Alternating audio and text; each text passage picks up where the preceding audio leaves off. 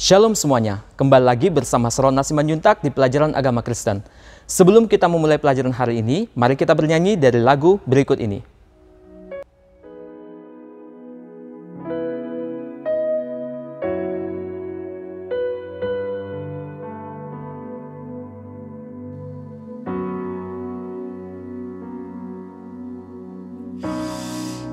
Allah Roh Kudus, penuhi kami.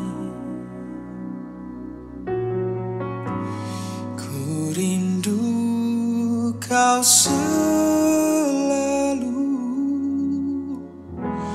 dalam hidupku.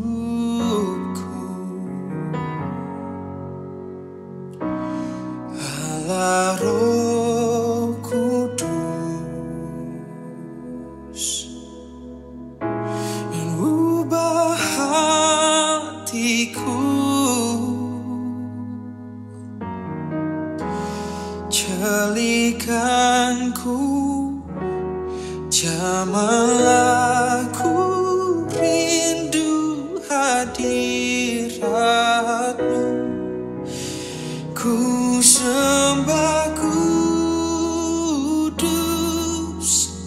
kudus, kuduslah Tuhan, dan ku sanjung Kau mulia, mulia bagimu Tuhan.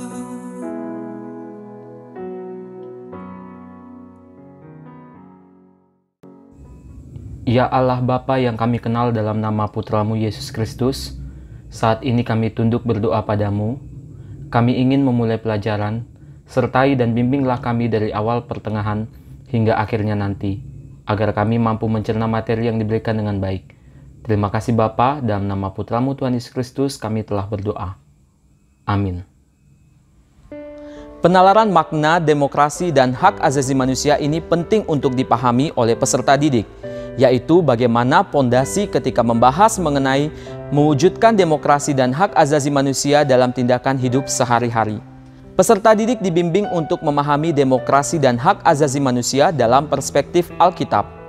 Mengacu kepada teks Alkitab, peserta didik dibimbing untuk mewujudkan demokrasi dan hak asasi manusia berdasarkan nilai-nilai iman yang tercantum di dalam Alkitab. Kita dapat mempelajari 4 orang tokoh perempuan yang memperjuangkan hak asasi manusia.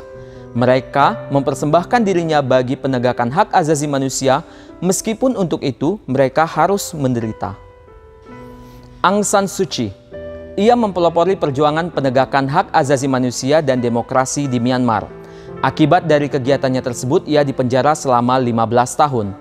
Seharusnya masa hukumannya adalah 21 tahun.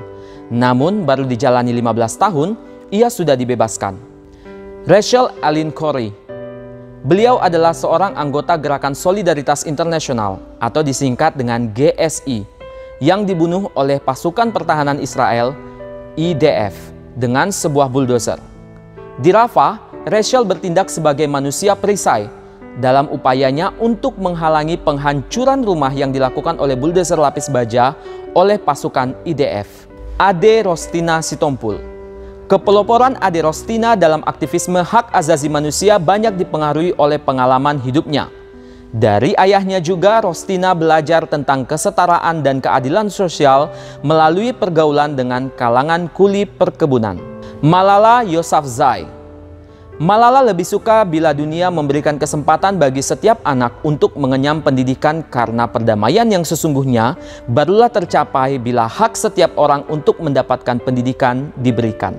Kita dapat belajar dari Alkitab tentang penegakan hak asasi manusia melalui kisah Sadrak, Meshach, dan Abednego. Nebukadnezar adalah raja yang paling sukses di kerajaan Babel. Pada masa kejayaannya, kerajaan Babel menjadi kerajaan adikuasa yang memerintah dunia.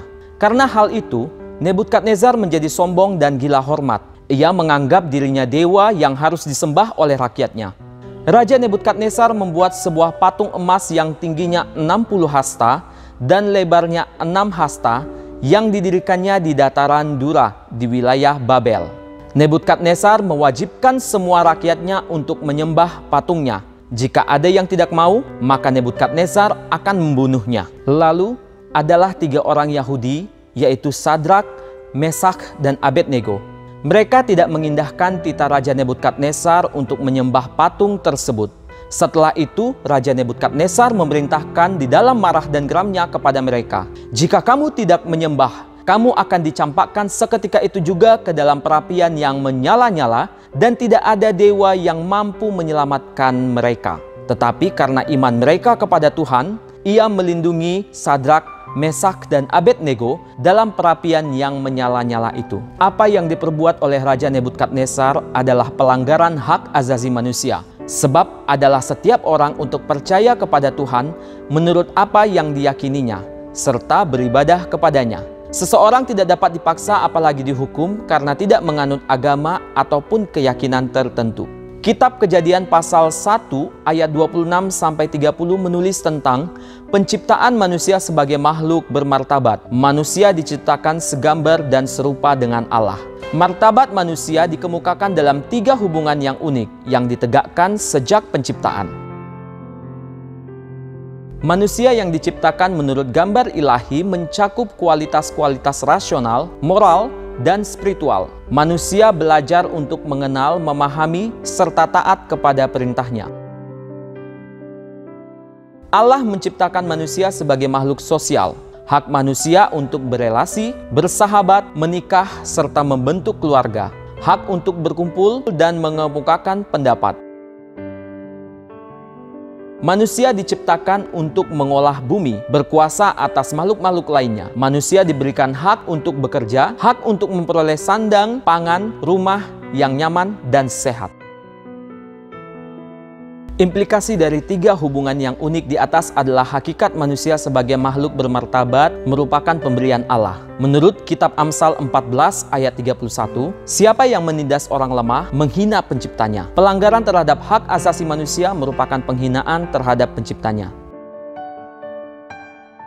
Arti terdalam dari hak asasi manusia adalah pengakuan terhadap kebebasan dan kemerdekaan manusia yang telah dianugerahkan Tuhan Allah sejak seseorang mulai bertumbuh dalam kandungan ibunya. Karena itu, segala macam upaya untuk menghancurkan serta menghilangkan kehidupan serta kebebasan manusia merupakan pelanggaran terhadap hak asasi manusia. Orang Kristen adalah manusia merdeka yang telah ditebus oleh Kristus. Karena itu ada tuntutan untuk hidup sebagai manusia merdeka yang telah terbebas dari perhambaan dosa. Kehidupan sebagai manusia merdeka haruslah diimbangi oleh tanggung jawab. Manusia tidak hanya diberikan hak asasi oleh Tuhan, tetapi juga kewajiban asasi. Dalam setiap hak diikuti oleh kewajiban. Manusia yang diciptakan sebagai makhluk rasional, bermoral, dan spiritual dengan sendirinya memiliki kewajiban moral. Firman Tuhan berkata dalam Galatia 5 ayat 13, "Saudara-saudara, memang kamu telah dipanggil untuk merdeka, tetapi janganlah kamu menggunakan kemerdekaan itu sebagai kesempatan untuk kehidupan di dalam dosa, melainkan layanilah seseorang akan yang lain oleh kasih." Demikianlah pelajaran kita hari ini. Sampai jumpa di materi selanjutnya. Shalom, Tuhan Yesus memberkati. Tuhan Yesus, terima kasih atas segala penyertaan-Mu karena Engkau telah menyertai kami dari awal hingga akhir pelajaran. Kiranya setiap apa yang kami pelajari dapat kami ingat dan dapat menjadi sumber pengetahuan yang baru bagi kami. Kiranya Engkau memberikan kami hikmat agar tidak pernah berhenti untuk mau belajar. Dalam nama Tuhan Yesus, kami telah berdoa. Amin.